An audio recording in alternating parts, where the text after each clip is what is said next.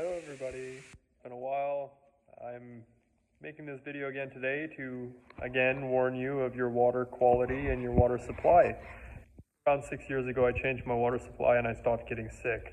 I was able to rectify influenza, common cold, itchy dry skin, swollen adenoids, inflammation in a lot of the areas of my body. It was upon changing my water supply that I was able to clear up those illnesses, and I haven't had them since. In that time, I've been looking into what is actually in our water supply, and to no surprise, we have a neurotoxic chemical gas in our water supply that we quote unquote use to clean it.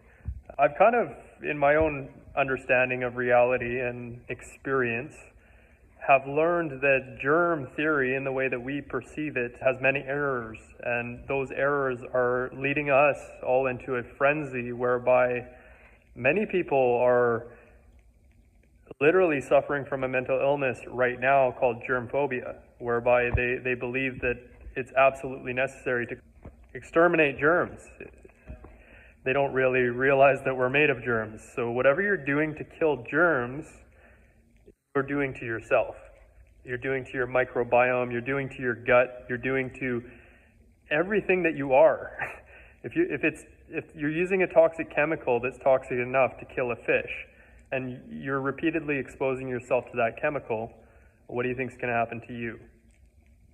Now, I'm going to go over the MSDS sheet, material safety data sheet, for this chemical gas, and I want you to listen and think about this for a second. Do you want this in your water supply? Here's the first warnings. Heating may cause an explosion, may cause fire or explosion, strong oxidizer, contains gas under pressure, may explode if heated, may be corrosive to metals, may be fatal if swallowed and enters airways, causes severe skin burns and eye damage, fatal if inhaled, causes damage to organs, skin, lungs, throat, stomach, causes damage to organs through prolonged or repeated exposure. So if you're having a shower twice a day, or you're drinking your cup of water or your hot coffee, repeated exposure means, yes, you might have it in minute concentrations, but you're repeatedly exposing yourself to that water supply. Past that point, on to the next one. We got very toxic to aquatic wildlife. Very toxic to aquatic wildlife with long-lasting effects. Precautionary statements. Do not breathe gas. Do not get in eyes, on skin, or in clothing. Wash hands thoroughly after handling. Do not eat, drink, or smoke when using this product. Avoid release into the environment. Wear protective gloves, clothing, splash-proof safety goggles, face shields. Wear respiratory protection. If swallowed, immediately call poison control or doctor, physician. Do not induce vomiting. Wash with plenty of soap and water. If inhaled, if breathing is difficult, remove victim to fresh air and keep at rest in a position comfortable for breathing. If experiencing respiratory symptoms, call poison control center or doctor or physician.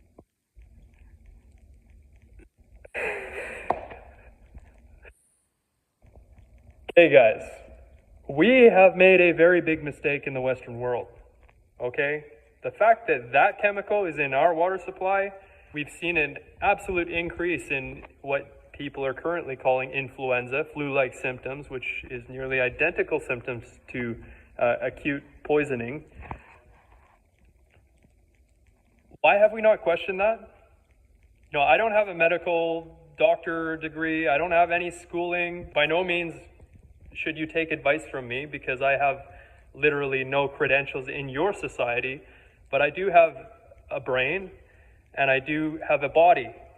And in experiencing changing my water, I rectified my health problems. Past that point, I'm wondering, when are we going to get a little bit of common sense here? Y'all are running around thinking that invisible bugs are out to get you. You're blaming your neighbor, you're blaming your friends for potentially being a biohazard threat to you and your health and safety. Well, I'll tell you something right now. You're born with a body, and that body is your life's work. And if you don't take care of your body, what do you think is going to happen to your life? It's going to disintegrate. Your health is going to deplete. That's what's going to happen to your body. It's common sense. If you don't take care of yourself, you will most likely suffer, eventually die, if you let it get too far. Now, water, air quality, and food quality are three of the most important things. We've gone across the world with this idea of germ theory and deciding that we absolutely need to disinfect our water from these coliforms. Well, I've recently taken two charts. One of the charts is from BC Children's Hospital here in Vancouver, and one of them is from the water quality management here in Vancouver. And what I've noticed is a correlation between increase in free chlorine in the water and increase in respiratory illness. So wintertime, we see a big increase in flu-like symptoms. To no surprise, we also see a big increase in free chlorine in the water supply. This needs to be looked into. Sweden actually was the first country to discover chlorine in the 1700s, but I think bleaching of the water supply actually began in Hamburg, Germany in 1893. Thereafter went to Maidstone, England, 1897. Then 1908, it was brought to America by a guy named John Leal. And past that point, we learned how to transport it in cylinders. I believe it was 1912.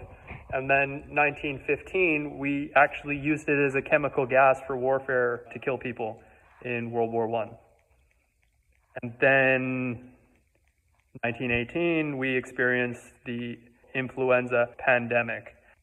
The same timeline, literally, 1917, we introduced chlorine gas to our water supply in Canada.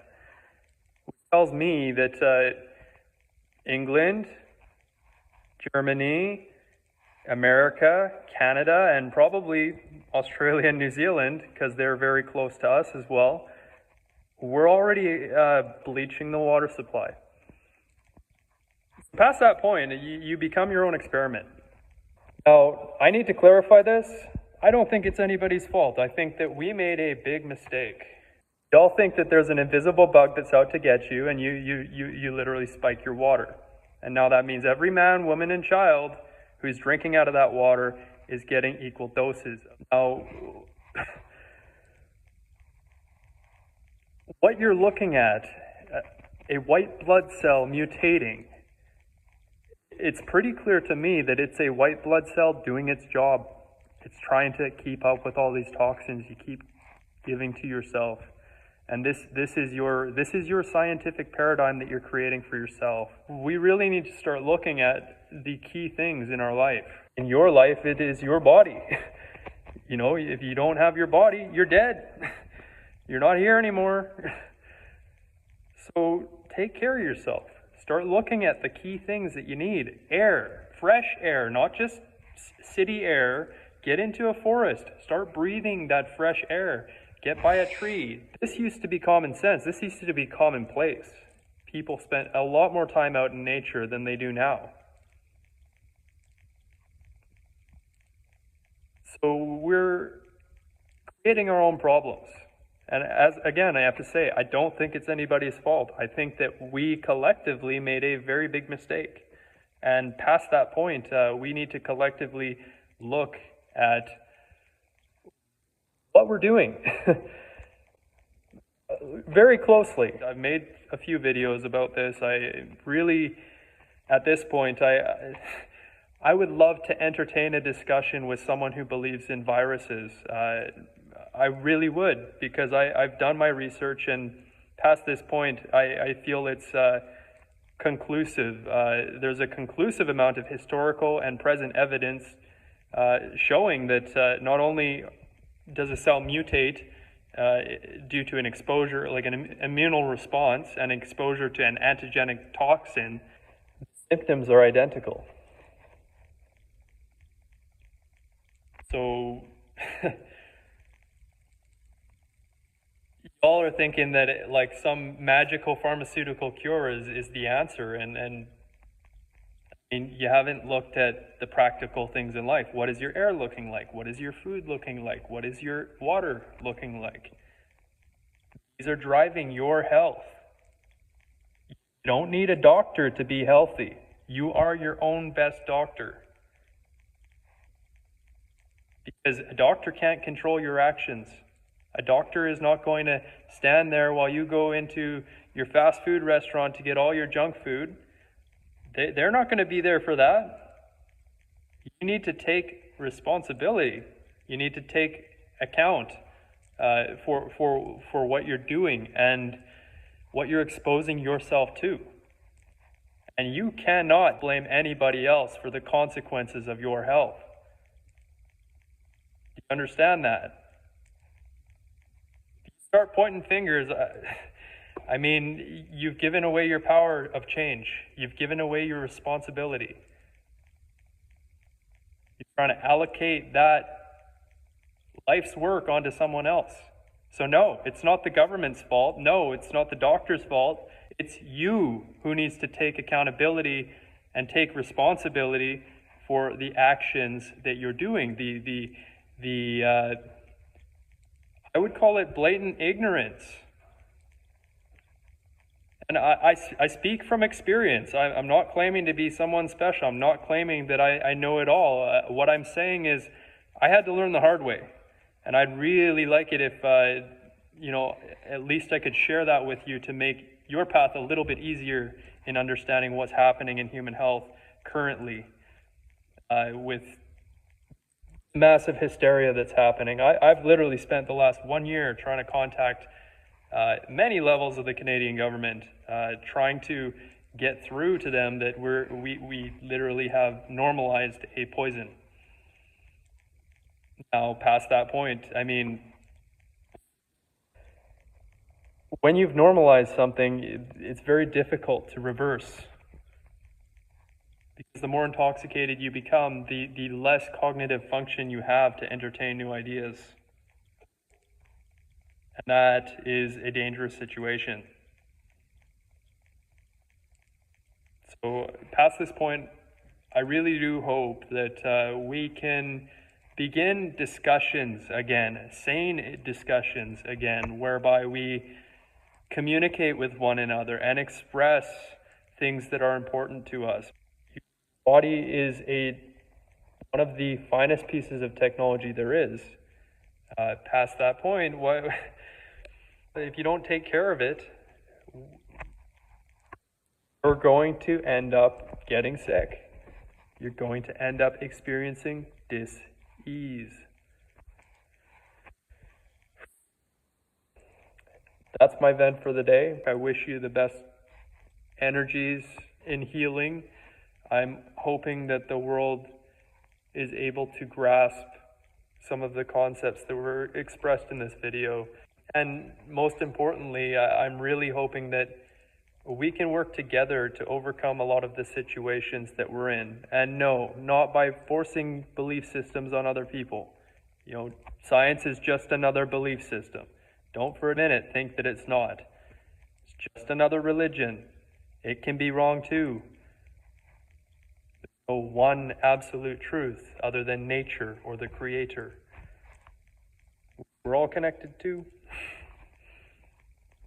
Again, hoping that we can clarify the problem and address it with a big solution. There are many filters that you can get for your shower head. This water chlorine is one part of this, but there's also the part of the corrosion fouling that's occurring on the inside of these pipes. Sedimentation, disgusting smelling buildups of metal and who knows what inside of these pipes. You're drinking it, showering with it, bathing, cooking with it. And to no surprise, we're watching cities around the world under the order of WHO increasing chlorination rates to quote-unquote disinfect the water because it hasn't been used in a very long time because all the businesses are closed down. So yes, I do feel it's a mistake and there's nobody really to blame for it, but should we not address it I do feel there will be a lot more suffering. And I don't want to see that. So, much love to you, and I hope that we can overcome this situation together by logically seeing the problem and addressing it as individuals, moving towards a collective.